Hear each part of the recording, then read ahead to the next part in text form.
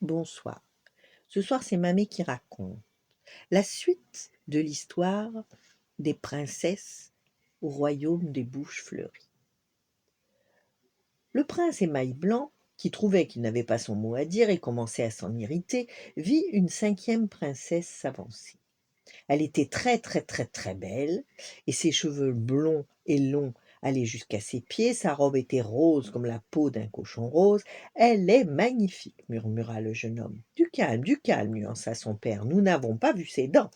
Entendant ces mots, la cinquième princesse se fendit d'un large sourire. Bonjour, je suis la princesse à la dent dure.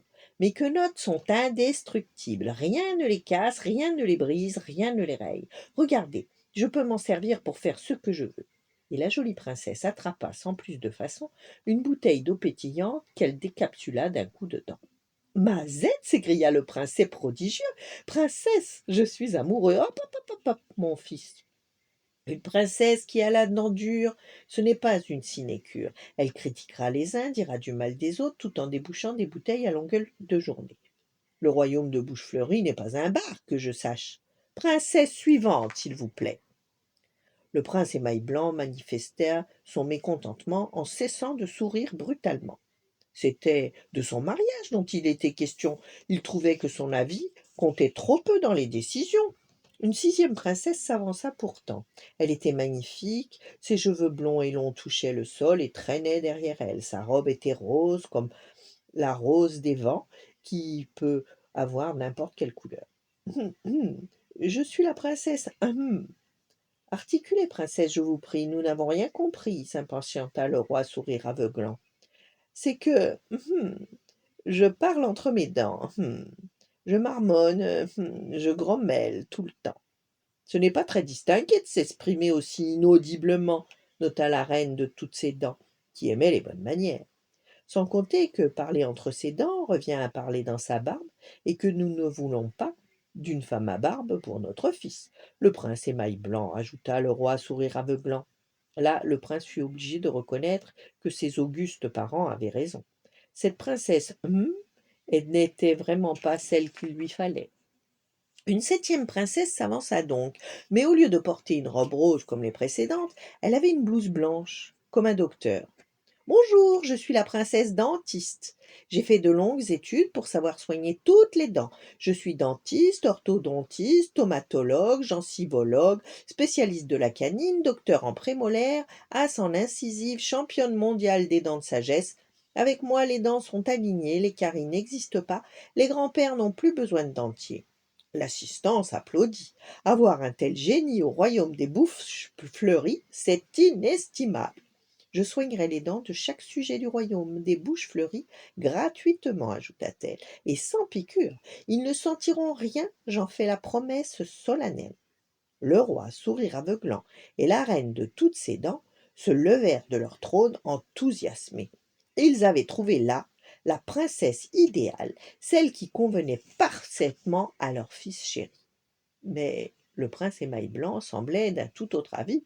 Cette princesse ne lui disait rien qui vaille. Avec sa blouse blanche et ses instruments en métal qui dépassaient de ses poches, rien qu'en la regardant, il avait mal aux dents. Non, dit-il à ses parents, je n'épouserai pas la princesse dentiste. Le roi et la reine se regardèrent interdits. Comment? Leur fils chéri allait renoncer à un si avantageux parti? Mais voyons, fiston, tenta le père, une princesse dentiste qui ne fait pas mal en plus. Que pouvez-vous vouloir de plus?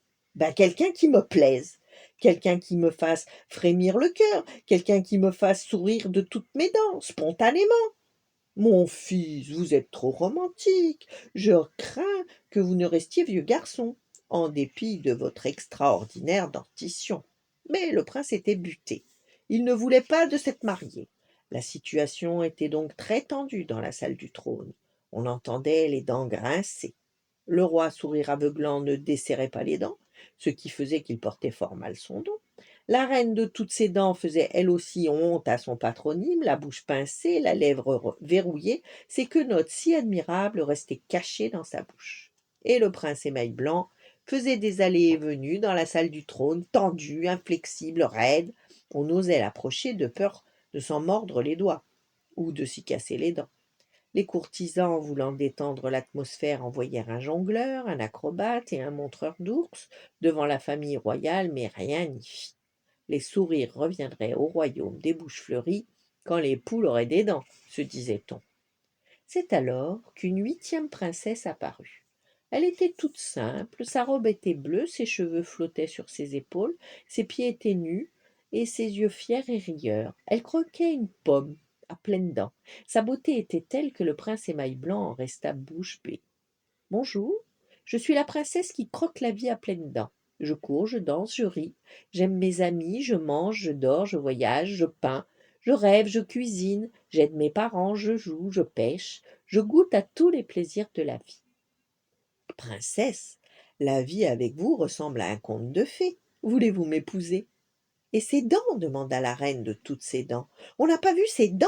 Si ça se trouve, elle a des vieux chicots pourris. En réalité, elle les avait fort jolies.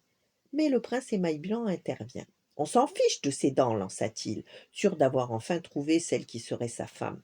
C'est avec elle que je veux croquer la vie à pleines dents.